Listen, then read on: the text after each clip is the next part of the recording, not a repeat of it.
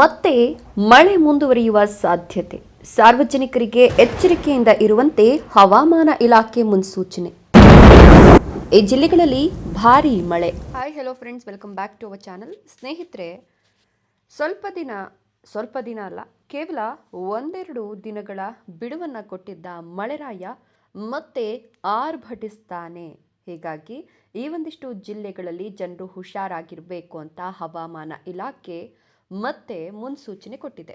ಹಾಗಾದರೆ ಯಾವೆಲ್ಲ ಜಿಲ್ಲೆಗಳ ಜನರು ಅಲರ್ಟ್ ಆಗಿರಬೇಕು, ಎಲ್ಲೆಲ್ಲಿ ಮಳೆಯಾಗುತ್ತೆ ಹೇಳ್ತಾ ಹೋಗ್ತೀನಿ. ಅದಕ್ಕಿಂತ ಮೊದಲು ನೀವಿನ ನಮ್ಮ ಚಾನಲನ್ನು ಸಬ್ಸ್ಕ್ರೈಬ್ ಮಾಡ್ಕೊಂಡಿಲ್ಲ ಅಂದರೆ ನಮ್ಮ ಚಾನಲನ್ನು ಸಬ್ಸ್ಕ್ರೈಬ್ ಮಾಡಿಕೊಂಡು ಪಕ್ಕದಲ್ಲಿ ಬರ್ತಕ್ಕಂಥ ಬೆಲ್ ಐಕಾನ್ ಮೇಲೆ ಮರೀದೆ ಕ್ಲಿಕ್ ಮಾಡ್ಕೊಳ್ಳಿ.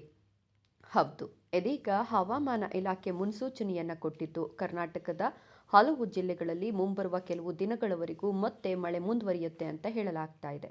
ಭಾರತೀಯ ಹವಾಮಾನ ಇಲಾಖೆ ಕರಾವಳಿ ಜಿಲ್ಲೆಗಳಲ್ಲಿ ಗುಡುಗು ಮತ್ತು ಮಿಂಚು ಸಹಿತ ಗಾಳಿ ಮಳೆಯಾಗಬಹುದು ಅಂತ ಎಚ್ಚರಿಕೆಯನ್ನು ಕೊಟ್ಟಿದ್ದು, ಇದರ ಜೊತೆಗೆ ಬೆಳಗಾವಿ, ವಿಜಯಪುರ, ಬೆಂಗಳೂರು ನಗರ, ಬೆಂಗಳೂರು ಗ್ರಾಮಾಂತರ, ಮೈಸೂರು, ಶಿವಮೊಗ್ಗ, ಬೀದರ್, ಮಂಡ್ಯ, ಚಿಕ್ಕಮಗಳೂರು ಜಿಲ್ಲೆಗಳಲ್ಲಿ ಮುಂಬರುವ ದಿನಗಳಲ್ಲಿ ಭಾರೀ ಮಳೆಯಾಗಲಿದೆ ಅಂತ ಹೇಳಲಾಗ್ತಿದೆ.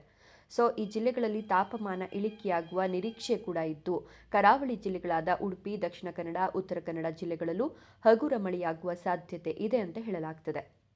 ಸೊ ಹೀಗಾಗಿ ತಾಪಮಾನ ಕನಿಷ್ಠ 17 ಡಿಗ್ರಿಯಿಂದ 19 ಡಿಗ್ರಿ ಸೆಲ್ಸಿಯಸ್ ಇರುತ್ತೆ ಅಂತ ಹೇಳಲಾಗ್ತದೆ.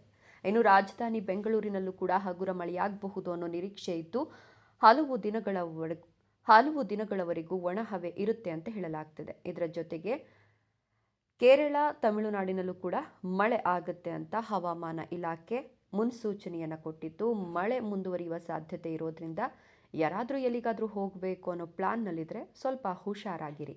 ಇದರ ಬಗ್ಗೆ ನಿಮ್ಮ ಅನಿಸಿಕೆ, ಅಭಿಪ್ರಾಯಗಳನ್ನು ಕಮೆಂಟ್ಸ್ ಮಾಡಿ. ವಿಡಿಯೋ ಇಷ್ಟ ಆದರೆ ಲೈಕ್ ಕೊಟ್ಟು ಶೇರ್ ಮಾಡಿ.